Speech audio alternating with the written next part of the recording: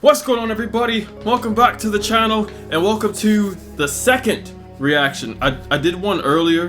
This is actually hilarious to me. I did one earlier for The Last of Us Season 2 for this coming to Max in April.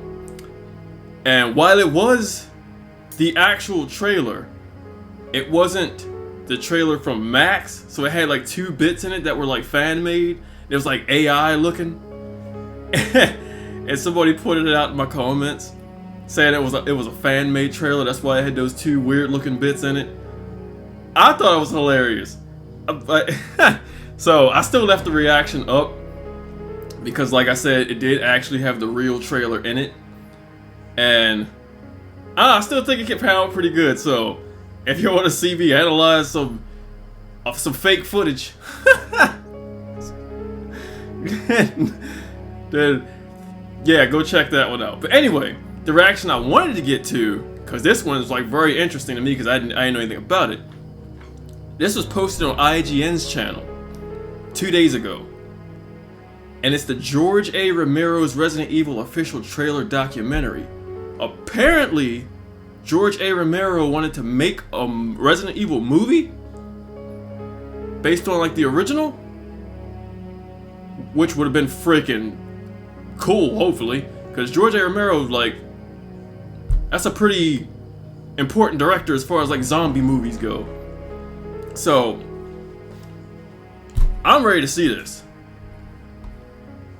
I don't know when this documentary comes out. It's probably going to say it somewhere in here, but let's get it. Wait, let me make sure the quality is qualitying. All right. They're coming to get you, Barbara. Key 13 Films. Was that Jill? Hold on. Wait, stop. I know that ain't the mansion. There she go. Look at my girl Jill. Why is the volume down? Yeah, they're dead. Resident Evil. All messed up. George's films literally changed the face of horror as we know it. I'm gonna go through it all. Dude, the old school didn't hide the fact that the games were inspired directly by George Romero's films. At that time, there was nothing more I wanted than a live-action Resident Evil. I know that wasn't Leon. Hey, George is making Resident Evil. Yeah, we're gonna go through it again. And then suddenly, the plug was pulled on this. Having him involved would have had the potential for him to leave a blueprint. How did we not get this? You can tell he had misgivings about doing the zombie project with someone else. This film just feels so much more gory, so much more violent, and so much more angry. I think George really took things to the next level on that. This guy knew Resident Evil. He would not sell his soul just to get a film The done. hunk? They think that they're buying you. The Resident Evil series exists because of him. He'll never be forgotten. Remember, he wrote, "When there's no room in hell, I'll see you in Pittsburgh." George A. Romero's. Dude, that's the voice! Evil. Resident Evil. Everyone's gonna die. Hold on. Let's run back to that one more time. Dude, I don't know why. For some reason, as iconic of a game franchise as Resident Evil is, it never hit the mark as far as like movies go. I don't know why they can't seem to like get like a really good like live action Resident Evil movie going. I don't get it. Like, there's been like so many good zombie TV series, movies, but when it comes to Resident Evil, it just does not work. It's like a curse or something. Like, you've had the closest you had to like as far as the games go was, what was that one that came, I think it came out a year or 2 ago. Oh, what was the name of it, man? The one that had the dude that played Leon looked more like Carlos than he did Leon. But that was probably as closest to the games or as like the original Resident Evils as any other movie, but at the same time the movie was still kind of like not good. I don't get it. But anyway, and I know there was that Netflix series I didn't even watch because I saw the trailer and I was like, dude, this is not Resident Evil. Like, what is this? They're coming to get you, Barbara. I feel like if George A. Romero was to make a Resident Evil movie, that would be like a grounded, like, it would actually be like a horror movie. It wouldn't be like an action-packed, you know, like they had it with all the Mila Jovovich movies. Even though some of them I really didn't mind, to be honest with you. I actually had fun watching them. But it still was not Resident Evil. Yeah, they're dead. Like, the first Resident Evil would have made a good horror movie. Like, that's the iconic shot from the first game where you run into the first zombie and he has like that slow head turn. George's films literally changed the face of horror as we know it. The old school Capcom games didn't hide the fact that the games were inspired directly by George Romero's films. At that time, there was nothing more I wanted. Dude, look at Leon. Hold on. Freaking mic in the way. George Romero's films. Not him. Dang, Leon. God dang it. At that time, there was nothing more. Look. I know Leon was a rookie cop in Resident Evil 2. That's a kid. What? That's Leon's little brother. Look at Claire. Hey. Claire look kind of good though. I'm not gonna kid you. Live action Resident Evil movie. At the police station. Just making. Was that Quentin Tarantino? Time there was nothing more I wanted than a live action Resident Evil movie. There's Tarantino. Evil. Resident And then suddenly, Evil. the plug was pulled on this. Having him involved would have had the potential for him to leave a blueprint. How did we not get this? So I'm wondering why they pulled the plug on it. Cause if he like knowing how all the other Resident Evil movies turned out, like the non-animated ones, the live action ones, he might have had the best Resident Evil movie. You can tell. It'd probably been the truest. Was that? Let me go back. I think that was Chris and Barry. You can tell he had missed. Yeah, there's Barry over here and Chris. Givings about doing the zombie project for someone else. This film. That looks exactly like the first game. So much more gory, so much more violent. When they got attacked so in the much woods and stuff. Dude, I love Resident really Evil. Took things to the next level on that. This guy knew Resident Evil. He would not sell his soul just to get a film done. Punk. I think that they're buying you. The Resident Evil series exists because of him. He'll never be forgotten. Remember, he wrote, "When there's no room in hell, I'll see you in Pittsburgh." George A. Romero's. Dude, that voice. Resident Evil. Everyone's gonna die. That's the exact voice from like the first game, that Resident Evil. Or if it's not, it's very close. But they still didn't say.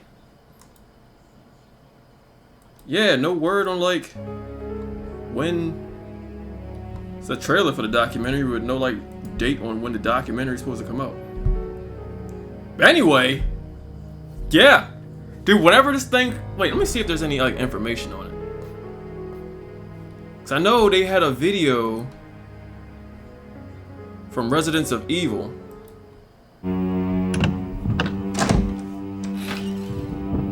Let me see if this everything you need to know. So let's check this out. Hey guys, JJ here, and the wait is over. George A. Romero's Resident Evil is finally out. Today we're diving into everything you need to know, where you can watch it, a word from the director, and much more. So with that being said, let's get right into it. George A. Romero's Resident Evil. George A. Romero is widely known as the godfather of modern zombie horror, thanks to classics like Night of the Living Dead, Dawn of the Dead, and so on. However, what many fans don't realize is that Romero himself was originally set to direct the very first live-action Resident Evil film before the project ultimately went to Paul W.S. Anderson. This left many fans wondering. That's the dude that made the Mila Jovovich ones, I'm assuming. Nothing against Mila Jovovich. I like Mila Jovovich. But it's just like those movies were too action-y for Resident Evil, you know what I mean? Like it had aspects in it from the games, like, you know, characters and places. And like the second movie had Nemesis in it. Even though it was the third game that had Nemesis in it. But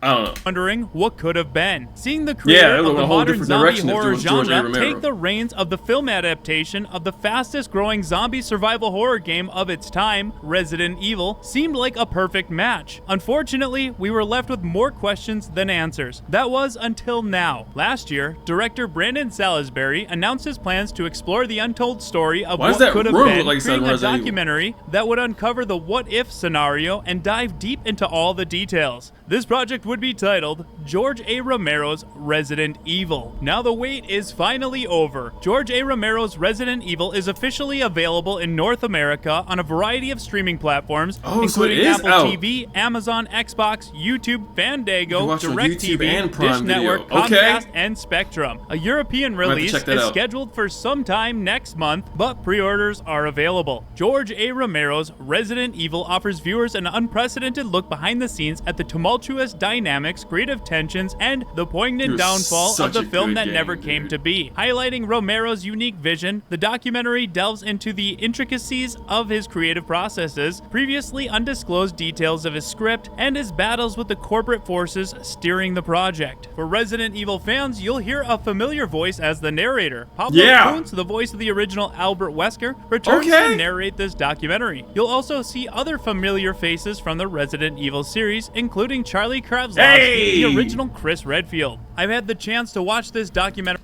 Dude, that shot right there, this picture right here, and that cutscene in the first game, dude, he was acting so hard.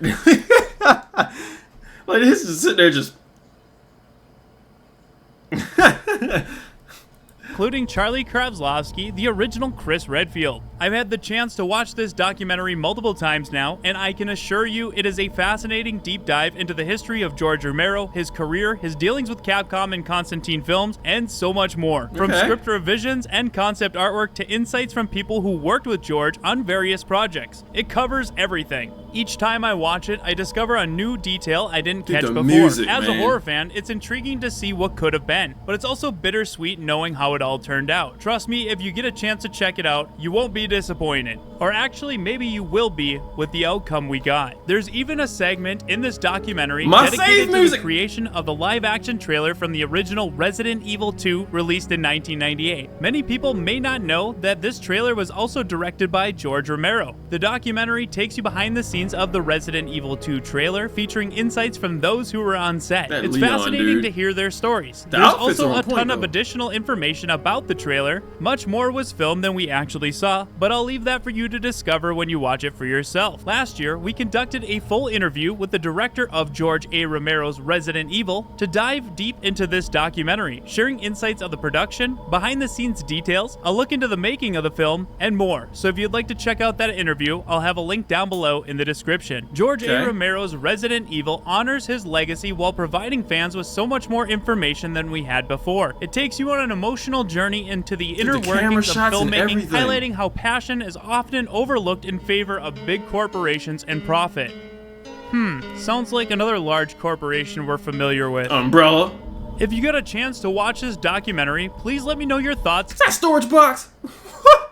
like down below in the comments. And if you enjoyed it, please recommend it to your friends. Also, be sure to leave a review on IMDb to help support the director and his team on future projects. I'm also excited to share that I had a chance to be part of this documentary. A big thank you to the director Brandon Salisbury for including me, to my friend Joe Welsh for connecting me with Brandon, and to the Ro's very own Andrew Salo for filming my segment. I'm truly honored to be part of this project. Lastly, a massive bravo to the entire team behind this production. This is truly something special for fans of Resident Evil, George Romero, or just horror enthusiasts in general. Now, a word from the director and producer of George A. Romero's Resident Evil, Brandon Salisbury. Hi, this is Brandon Salisbury, the What's director on, of George A. Romero's Resident Evil.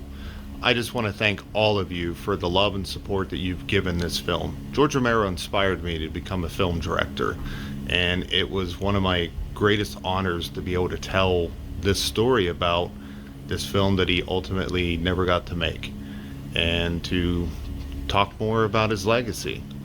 So I just want to thank you for all the kind words that you've given. This was a true undertaking. It was a 5-year journey to get to this point to release. So I just want to say again, thank you. Dude, I was like looking at everything on that desk just now.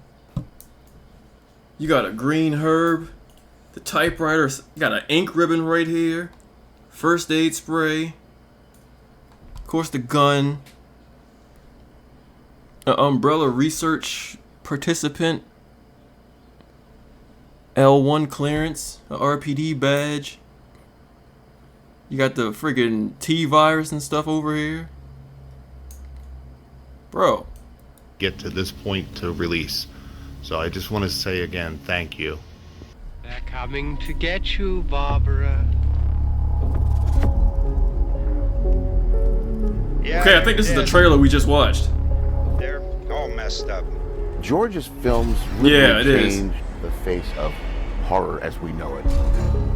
So we could have just went to this video. We would have had both videos in one. Capcom didn't hide the fact that the games were inspired directly by George Romero's films. So this documentary is out right now. At that time, there was nothing more I wanted than I don't remember all the spots it said you could watch, but I do. It said YouTube and Prime Video. And then suddenly... So I'm definitely going to have to check that out at some point. Having him involved would have because it'd have been so wild. To leave a blueprint. Like if he would have made... How did we not get this? Resident Evil... and not the other guy. Dude, the Resident Evil movies would have turned out so different. This film just feels so much more gory, so much more violent, and so much more angry. I think George really took things to the next level on that. This guy knew Resident Evil. He would not sell his soul knew horror just to get a film done. They think that they're buying you. And they actually had a trailer for the Resident Evil 2 movie. The series exists because of him. He'll never be forgotten. But from what I understand, it never actually got released. I'll see you in Pittsburgh. George A. Romero's. I'd watch it. It'd be funny. Evil. Especially looking at that Leon. But I'd watch it. Alright, guys, so there you go. George A. Romero's Resident Evil documentary. It's available now, apparently. So if you're like as big of a fan of Resident Evil as I am, definitely go check that out because it seems like it's going to be very interesting. Like I said, the Resident Evil movies probably would have turned out way different if he made them. Like it would probably went a whole different route instead of it being all action-packed and this, that, and the other. Especially towards like the later movies. Like the first movie was alright, wasn't too bad, wasn't nothing too crazy. When you had Alice and stuff like that. The second movie had Nemesis and stuff in it. Still nothing super crazy. Although I felt like that movie had like too much of a comedic element to it. But I think the third one was the one where they were in, I don't remember where, like what state or anything. It was like a desert and stuff like that. Like Resident Evil Extinction, I think it was. And then they just started getting like wilder and wilder. Like Alice had powers and stuff like that.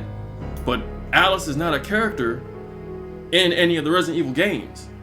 So it just like went off on its own thing. But I feel like if George A. Romero had have made it, or started the Resident Evil movies, I feel like they would have had a horror element to it, which it should have had, because the first game was just like that was you're playing a horror movie, pretty much, like an old school horror zombie movie.